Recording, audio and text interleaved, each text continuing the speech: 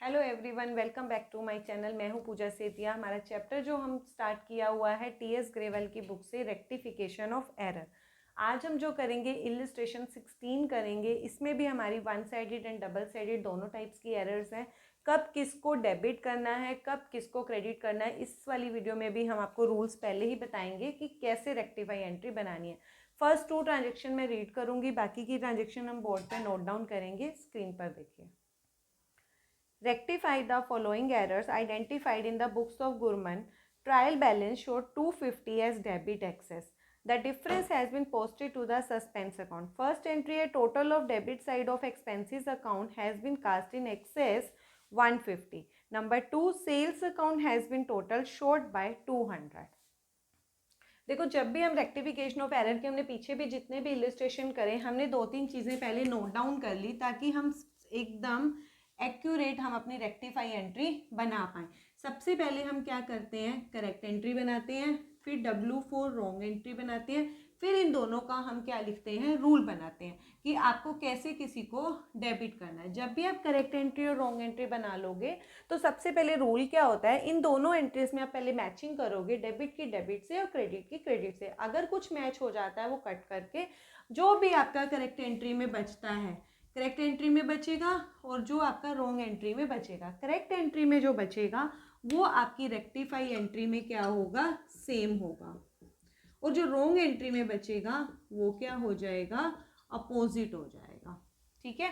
ऐसे ही हमारा अंडरकास्ट और ओवरकास्ट का केस होता है, वो भी हम लिख लेते हैं। अंडरकास्ट मतलब U फॉर अंडरकास्ट और O फॉर ओवरकास्ट। अगर कोई अंडरकास्ट का केस आता है, मतलब कोई चीज़ अगर कम है, देखो सिंपल सी चीज़ है, अपनी प्रैक्टिकल लाइफ में भी अगर कहीं पर कोई चीज़ कम है तो आप उसी को क्या कर देते हो, इंक्रीज कर देते हो सेम चीज़ में। ठीक है। अगर कोई चीज़ कोई ज़्यादा है तो उसी में से आप उसको क्या कर देते हो, हटा देते हो, उससे अपोजिट कर देते हो। तो सेम यही, अगर अंडरकास्ट का केस होता है तो हम सेम करते हैं, ओवरकास्ट का केस होता है तो हम उसे क्या कर देते हैं, अपोजिट कर देते हैं। अब हम अपनी एंट्री स्टार्ट करते हैं।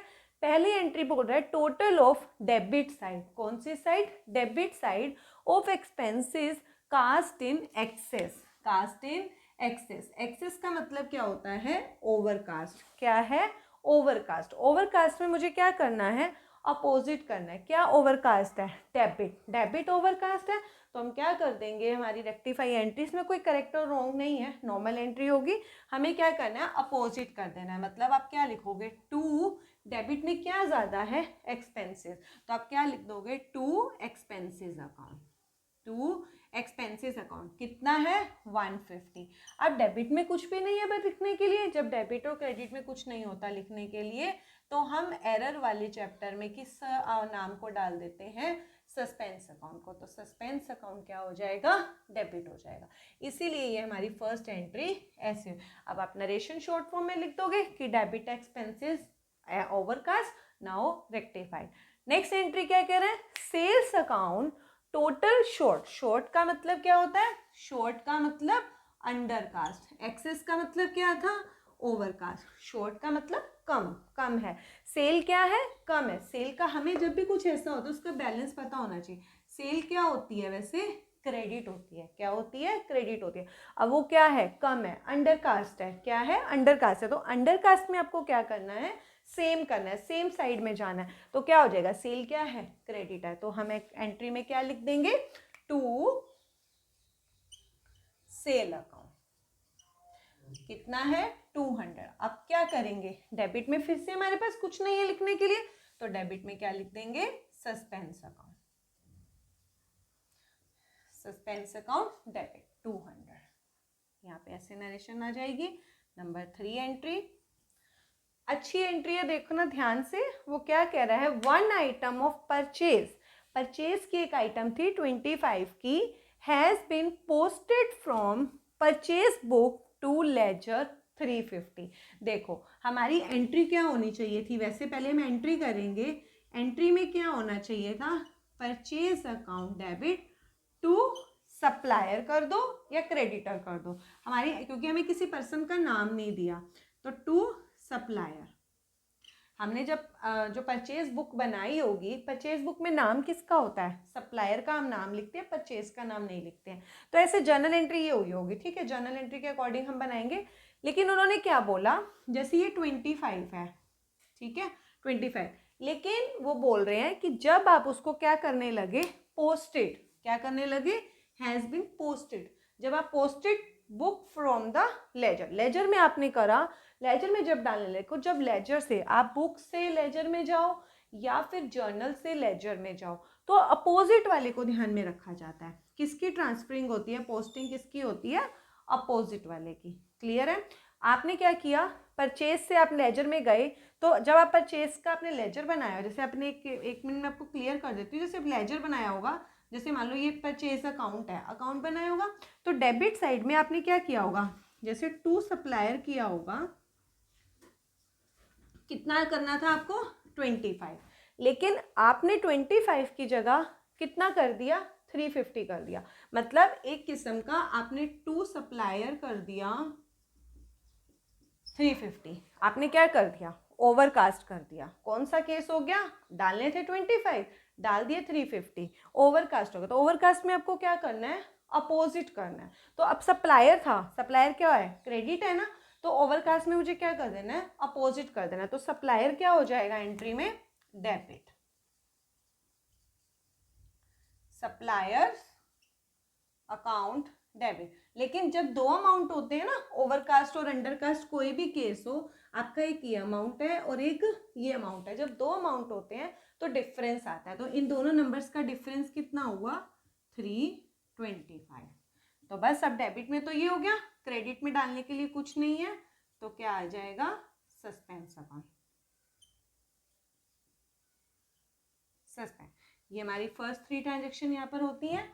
नेक्स्ट 3 ट्रांजेक्शन अब हम करेंगे, पहली 3 आपको अच्छे से क्लियर हो गई, नेक्स्ट 3 अब हम करेंगे। नेक्स्ट एंट्री देखो नंबर 4, sale return 200, sale return I 200 rupees की from a party has not been posted to that account. मतलब दैट अकाउंट मतलब सेल रिटर्न अकाउंट में आपने नहीं डाली है, although party account has been credited. देखो सबसे पहले जो भी इसकी करेक्ट एंट्री बनती है उसे बना लो। हमारी करेक्ट एंट्री वैसे बनेगी क्या, देखो सेल का बैलेंस हमेशा क्रेडिट होता है और रिटर्न उसकी अपोजिट होती है। तो हमारी जो मैं शॉर्ट फॉर्म यूज कर रही हूँ, सेल रिटर्न, सेल रिटर्न क्या होना चाहिए था, डेबिट, और जिस पार्टी से आया उस पार्टी का नाम क्या होना चाहिए था, क्रेडिट होना चाहिए था। कितना, 200 रुपीज़, ठीक है। लेकिन अब उन्होंने ये बोला है कि जो आपकी करेक्ट एंट्री थी उसके अंदर ये वाला अकाउंट डेबिट हुआ नहीं है और जो पार्टी अकाउंट है वो क्रेडिट हो चुका है। तो इसको आप कट कर दो क्योंकि ये ऑलरेडी एंट्री हो चुकी है। तो बचा क्या, करेक्ट एंट्री में जो बचता है वो वहीं पर सेम रहता है। तो एंट्री हमारी बन गई, एंट्री क्या बन जाएगी, cell return, cell return account debit. और अब क्रेडिट में डालने के लिए कुछ नहीं है तो क्या आ जाएगा, सस्पेंस अकाउंट। अमाउंट कितना है, 200।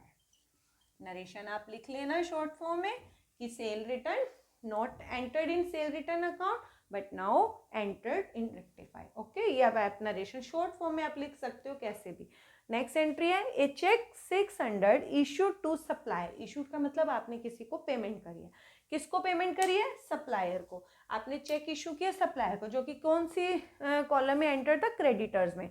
हिज ड्यूज, उसके ड्यूज का के लिए आपने चेक इशू किया, wrongly debited to purchase account. देखो जब हम चेक देते हैं तो जिस पर्सन को दो या फिर किसी को भी दो, पार्टी को दो, तो वो पार्टी क्या हो जाती है, डेबिट हो जाती है। तो जब आपने चेक दिया होगा तो वो क्रेडिटर को दिया होगा, तो आपने एंट्री क्या करी होगी, क्रेडिटर को डेबिट किया होगा। क्रेडिटर क्या होना चाहिए था, डेबिट होना चाहिए था, वो डेबिटेड की बात कर रहा है। लेकिन आपने गलती से डेबिट किसको कर दिया, परचेज को कर दिया। तो डेबिट किसको कर दिया आपने, परचेज अकाउंट को डेबिट कर दिया। बस इतनी सी बात कर रहा है वो। अब डेबिट में एक्चुअली करेक्ट एंट्री में जो था वो वहीं पर सेम रहेगा क्योंकि ये अकाउंट डेबिट नहीं हुआ है। तो एंट्री क्या हो जाएगी, क्रेडिटर, क्रेडिटर्स अकाउंट डेबिट। और जो ये डेबिट है जो रॉन्ग एंट्री में बच गया वो अपोजिट हो जाएगा, to purchase account, to purchase account. अब कितना अमाउंट है, 600।